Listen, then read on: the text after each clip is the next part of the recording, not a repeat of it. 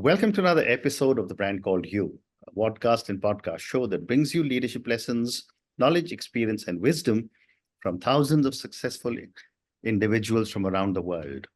I am your host, Ashutosh Garg, and today I'm delighted to welcome an accomplished entrepreneur from Alaska, USA, Ral West. Ral, welcome to the show. Thank you so much. I'm so happy to be here. Thank you. Ral is the founder of Ral West, Living the Dream. She's the creator of From Overwhelmed to Living the Dream, Create More Success with Less Stress. And she has had unparalleled expertise in scaling businesses, marketing acumen, and organizational management. So, Ral, before we talk about scaling businesses, please tell me about your own journey in brief, and what would you say has defined your career path towards business and entrepreneurship? Okay. Well, my first business was a marketing and consulting company in Anchorage, Alaska, which I started in the early 1980s. And I went from there to working with my husband in a business that he started in 1982. And together we grew it and ran it for about 25 years. And we grew it into a very profitable enterprise. We were able to have it managed eventually by a professional chief operating officer and chief financial officer, taking us out of the day-to-day operation of the business. And then several years later, we sold it to Alaska Airlines. Wow. Yes. And since then, there have been a few other iterations of our career, but that was the major. Fantastic. So, let's talk about scaling businesses. And this is always a $1 million question for any small or startup business. How did you, or how does an entrepreneur identify the right time to scale a business? And what are the first steps?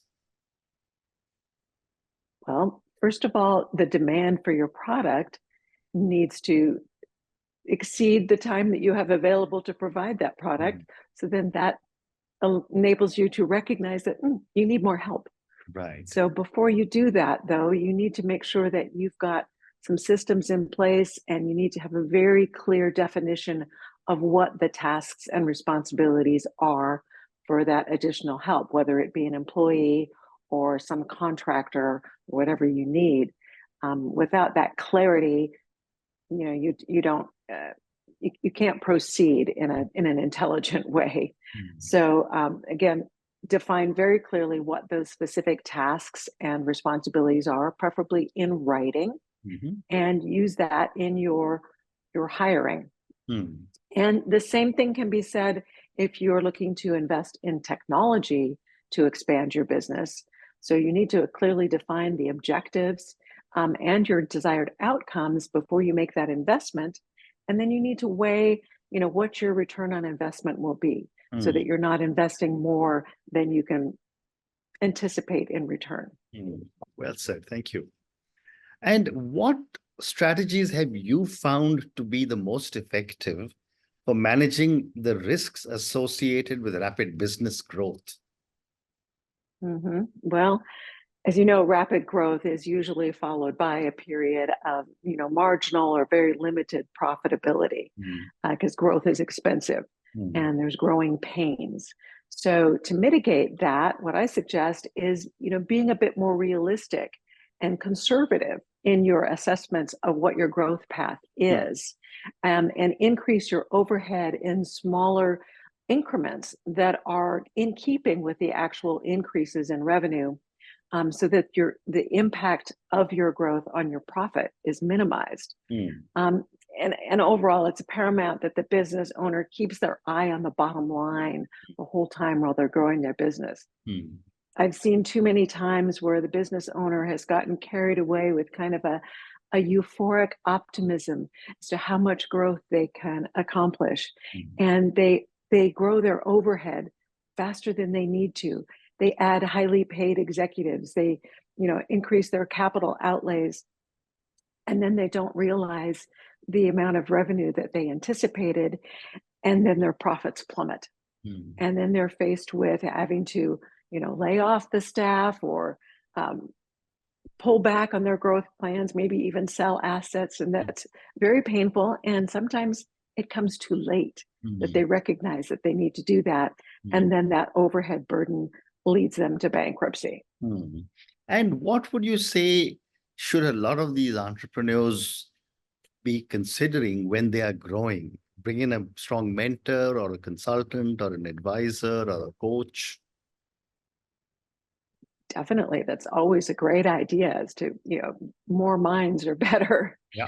Um, we, in our business, we had an advisory board of top business people that would give us the guidance in our growth path, and tell us when we needed to be more bold, or tell us when we needed to, pare back a little bit. So mentorship is a wonderful thing. But also, I think it's very important that you keep an eye on the systems that you have in place. You need to make sure that you are delivering your product on a very consistent basis, and it's through systems that you can do that. And you need to have a very good team, and there needs to be synergy in the team, and keeping an eye on all these different pieces, making sure that there's clear written delineation of responsibilities and procedures. Make sure that you have the infrastructure that can handle your growth, and not too, don't grow that infrastructure too fast. But so you need to find that little balance between how much infrastructure you invest in and when you need it. So it's a bit of a guessing game. Sometimes it's like, which is the chicken and which is the egg. Correct. And you need to figure out, what comes first. Well said. Great response. My next question for you, Ral, is how have digital technologies impacted how businesses can scale up today? Well, today more than ever, the use of technology affects the growth potential of a business. Back in the day when we created our business, which was like, 40 years ago, technology was big, and we were able to use it to establish like an automated reservation system. Our business operated charter jets. We flew people between Alaska and Hawaii on wide-body jets. So when we were able to automate the reservation system, that was a huge boon to our business. And we were able to multiply the company greatly. But today, you can look at so many ways to impact the ease of communication. You can have a workforce that is spread out geographically. You can use work from home labor. And this lessens your need for the real estate, no office space, and also allows you to serve broader geographic markets. So there's so many more ways that technology can help you to scale your business. You can use fractional workers, for example, so you don't have to hire full-time employees. You can increase your business based on your actual need, instead of jumping ahead into hiring a full-time worker if you don't really need it. And of course, technology today can actually replace workers. Correct. So that allows a business to really control their labor costs. And, and again, you have to weigh the cost of that technology against, what the savings are, and, weigh that against your revenues, and make sure that the math actually works out, because you could go overboard and invest in more technology than you actually need. Well said. And Ral, what role does customer feedback play in scaling a business? And how can we integrate customer feedback into the growth strategy? Well, customer feedback is everything, really. A business that pays attention to customer feedback and actually implements changes to its products and overall service standards based on their customers' concerns, that's a business that will likely succeed for the long term. So in order for a company to grow and sustain both its revenue and profit growth, it needs to pay very close attention to their customers and their feedback. You need to have a system for collecting that feedback and then implementing the feedback to update your service standards. You're getting feedback from customers that they want something a little different than the way you're providing it. You better respond, or your customers are going to be dissatisfied. So a really wise business owner will carefully craft the growth strategy to incorporate these methods to assess and react to customer feedback. Get those systems in place, gather their data on a regular basis, and not just haphazardly, but very systematically, and make sure that the whole team understands how important customer satisfaction is. As we all know that it's so much easier to keep a happy customer than to go find a new one. So we need to be also memorializing all these service standards in writing, and make sure that that is broadly communicated within the company and to the customers as well. What is it that you're promising in the way of a service standard? And so that kind of goes hand in glove with your adherence to your company's culture. Well said. And that brings me to my next question. And I've often seen this, that when a company scales up too fast, there are two areas that seem to be very vulnerable. One is culture, and the other is systems. And I'm going to come to systems, in my next segment of my conversation with you. But my question on culture is, how important is it to maintain the company's culture and values when you're scaling up and expanding? Well, I believe that the company's culture is the foundation of any business. And that right when you're starting out, the owner, the entrepreneur needs to have a very clear vision of what their values are. And these need to be the cornerstone of the organization. And you build the organization on that foundation. And in order for the company to grow, you need to make sure that that foundation is stable. You need to make sure that it's communicated consistently throughout your team and to your customers, to your vendors, to all of your constituencies, and never lose sight of that culture. The values that you stand for is really indicative of how your company will succeed for the long term. And you have to maintain the integrity of actually delivering what you say you're going to. If you say you stand for honesty, for example, you need to make sure that you uphold that and honestly admit, for example, to your customers that, we screwed up and here's what we're going to do to fix it. Or if you have a culture that pins a lot of value on excellence, well, then make sure that you're delivering excellence. Make sure you know how to define excellence. Make sure that you understand what the customers expect in the way of excellence. And that is how the company is going to build and grow, but never, ever lose sight of that foundation. Well said. And, a few minutes back, you were telling me about your airline business. And airlines cannot possibly run without very, very strong systems, and therefore must be very, very, very accomplished on systems. So my next few questions are about systems for businesses. My first question is, why does a business require systems to run smoothly? Well, I firmly believe that every business, no matter how large or small, has to have systems in order to operate. I mean, a system, just in its very most basic form, is just a series of steps. It's a procedure, it's a process. That's a system. You can have a system for how to answer the phone. If you're a company that, takes phone calls from its customers, which some companies don't these days, but, there can be a script for how to answer the phone. If you're taking orders, however you're interacting with your customers, have that system for finding out, what information you need from your customers, how you're going to process that information, how you deliver the product. All of that it's all systems. I don't see how anybody could operate without a system. No, you're so right. I use systems in my life, So. Absolutely. And of course, the more complex the business, of course, then the more intricate and well-defined those systems need to be. Yeah. And therefore, your response gives me the segue to my next question. What role does technology play in creating and defining systems? Well, technology can make systems a lot easier.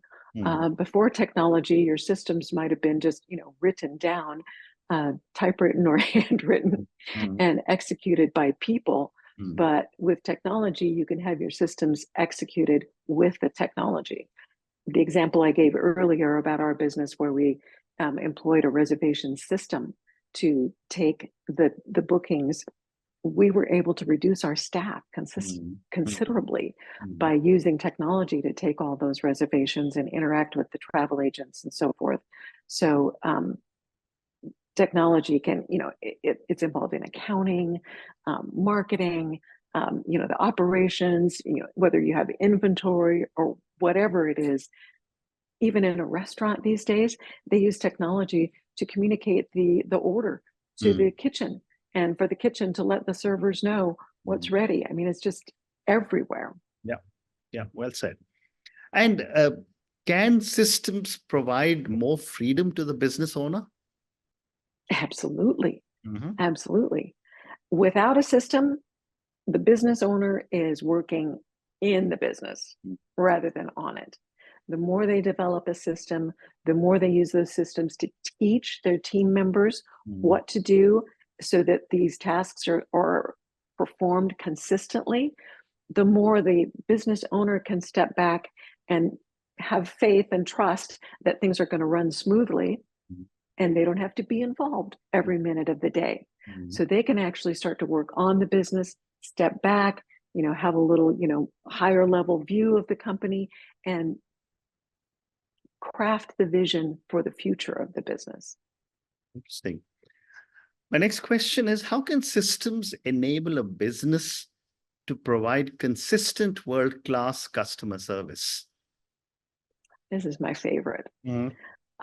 I'm just kind of passionate about customer service. And because I travel the world regularly, I have received all kinds of customer service, good and very bad. And most times when I receive very bad customer service, I can identify that there was a lack of a system. And it's painful. I mean, there was the time that took us 13 days to receive a piece of checked luggage from an airline. I won't name the airline. And there was no way for us to find out what happened to the bag, or nobody to talk to. We stayed on the line for 4 hours waiting on hold. I mean, there was just obviously no system in place. So that was not world-class customer service. Right. On the other hand, I was recently the guest at a hotel, and they provided me with a text number so that I could communicate directly with a member of their team. And I could communicate to them via just a text message that something needed attention in my room, or that I needed a dining reservation, or that I needed help with transportation to the airport. And they would have, shifts. And as the shift changed, one of the team members would say, "Hi, I'm so-and-so, and I'm here to serve you until such and such a time. Let me know what I can do for you." And my goodness, it made such a difference. It totally elevated the experience that I was having at that hotel. So that was a system that hotel put in place. Wasn't that complicated, but it was very effective in delivering that world-class customer service. Well said. So one more question related to systems, then I want to move to your book. What, in your view, Ral, is the correlation between a company's culture and its customer service? And how can that be communicated to customers? Well, I think we mentioned before that the company's culture needs to be the foundation. Correct. And that emanates from the values of the owner. So those values need to be totally inculcated into the culture, and that needs to be transmitted all the way to the customer. In our business, for example, part of our culture was we had a vision of the valuable final product. And that valuable final product for us was a happy, tan, passenger getting off the plane when they came back to Alaska saying, I want to go to Hawaii again. Yeah. And, so that was part of our culture, was delivering that. Another aspect of our culture was what we called our guiding principles, which were WERQ, or we called it the work ethic. And the W stood for win-win. Mm-hmm. The E stood for efficiency. The R was responsibility. And the Q was quality. Mm-hmm. And we trained our team that those were the cornerstones of our foundation. Mm-hmm. And we trained them to the point where when they had an issue with a customer, something was going on, all they had to do was look to see, is this a win-win? Mm-hmm. Are we being efficient? Are we taking responsibility? Are we delivering a quality product? And they could use that to make decisions on their own. So that, again, translated to a much better customer experience. So I think that really one must never lose sight of your culture and make sure that that is communicated all the way to the final end product that is received by the customer. Because the main goal is to have that be a repeat customer. But as I said before, it's far easier to keep a loyal customer than to get a new one. Yep. Well said. Great response. So time for one more question. And I want to come to what you've written. So my question is, tell me about the book From Overwhelm to Living the Dream, Create More Success with Less Stress. And what was your inspiration to write this? Okay, well, actually, it's not a book yet. Mm-hmm. It's an online course. Okay. And my inspiration actually came from my daughters. Mm-hmm. I have 2 adult daughters, and they know that many of our friends, people that we meet, say, oh, you guys are living the dream.